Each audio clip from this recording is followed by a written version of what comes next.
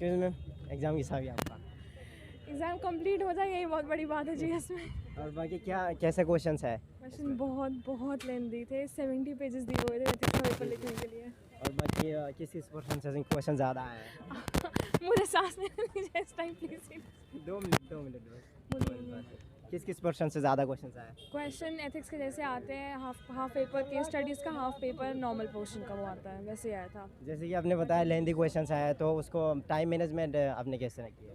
Time management क्या, तो कोई टाइम मैनेज कुछ उसमें कर ही नहीं सकता है एक्चुअली। जैसे लिखना है वैसे लिखना है, आपको अपनी हाथ की स्पीड ही बढ़ानी हो सकती है उस टाइम। इसका पेपर कैसा गया आपका? एथिक्स का पेपर ठीक हुआ, मतलब ऐसा था कि सारे पेपर एक जैसे ही हैं, उसमें आप कुछ अच्छा बुरा जज नहीं कर सकते हो पहले से। मैम कोई क्वेश्चन आपसे छूटा है कि जिसमें डाउट? हाँ, मेरा एक क्वेश्चन छूट गया, डाउट नहीं, टाइम की वजह से छूट गया। तो किस प्रकार का पेपर इसको कैसे प्रिपेयर किया आपने? एथिक्स प्रिपेयर करने के लिए वही जो आपकी बाकी चीज़ों की नॉलेज है वो करती है, ऊपर से एथिकल टर्मिनोलॉजी आपको पढ़नी होती है और केस स्टडी याद करनी होती है। वो आपकी ओरिजिनल थिंकिंग बाहर निकलती है, आपको कोई पढ़ा नहीं सकता वो चीज़। टाइम एक्यूरेट कैसे किया आपने?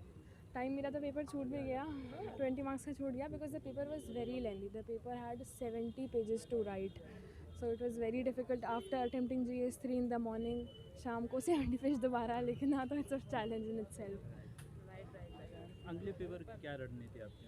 अब अगला हिंदी इंग्लिश है, उसके बाद ऑप्शनल है, तो अब उसकी तो सबकी अपनी, ऑप्शनल की तो सबकी अपनी अपनी टेक्निक होती है।